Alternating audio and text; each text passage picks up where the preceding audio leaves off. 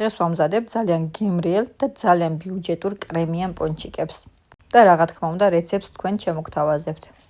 თუ მოგეწონება ვიდეო, გაუზიარეთ სხვასაც. მანამ დავიწყებთ, მის რეკლამა ხო არ გავაკეთო. კარგი ხო ვხუნო ფარჩამქოლოდ. ახლა ამ თმას რა თქმა უნდა შევიკრავ. თორე ამის გამო შეიძლება გადამიაროთ. როგორც წინა ვიდეოში მოხდა. კარგი უკვე მზად ვარ და ახლა დავიწყებ. მე გამოვიყენე 1 კილო და 300 გრამი ფქვილი. 2-3 ჩაის კვებზი საფუარი, დავამატებ კიდევ 4 სუფრის კვებზს შაქარს, ცოტა მწიკ მარილს. დაგჭირდება კიდევ 800 მილილიტრი თბილი წყალი. ამ ყველაფერს ერთად კარგად გადავზილავ. ხო, ვანილიც დავუმატოთ ცომს და ბოლოს გადავზილოთ 60 მილილიტრი ზეთით. კარგად მოზელვის შემდეგ დავასვენოთ და გავააქტიუროთ ცომი. ახლა გავაკეთოთ ძალიან მარტივად კრემიც. კრემისთვის გამოვიყენებ 1 ლიტრ წყალს. დავუმატოთ დაახლოებით 400 გრამი შაქარიც. კიდევ დავუმატებ 13 ან 14 სუფრის კვებზს ფქვილს, ვანილს და სულ ეს არის გადავიტან უკვე მოსახარშად. კარგად რო გასქეთდება, ხედავთ კადრში რასაც ვგულისხმობ. ბოლოს დავუმატებ უკვე გადმოდგმულზე 50 ან 60 გრამ კარაქს.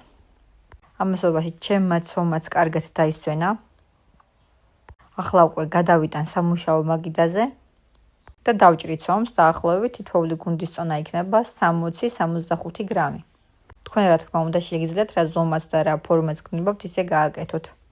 გაითვალისწინეთ რომ ამ რაოდენობიდან საკმაოდ ბევრი გამოდის და თუ ოჯახი ძალიან ბევრნი არ ხართ, ჯობია ნახევარი პორცია გააკეთოთ. მე ნახევარი უბანი დავაპურე. კარგი ხო ხუმრობა იქით იყოს, ზუსტად 35 წელი გავაკეთე. კრემი რა თქმა უნდა შეგიძლიათ მოამზადოთ რძითაც. ეს უბრალოდ ბიუჯეტური ვერსიაა, მაგრამ მერწმუნეთ ძალიან გემრიელია. საცხობებში ისეაც ასე ამზადებენ, იქ რძით არავინ გაგიკეთებთ. და ის თუ გემრიელია, სახში გაკეთებული 10 ჯერ უფრო გემრიელი იქნება. კარგი, მივცეთ უკვე მსგავსი ფორმები.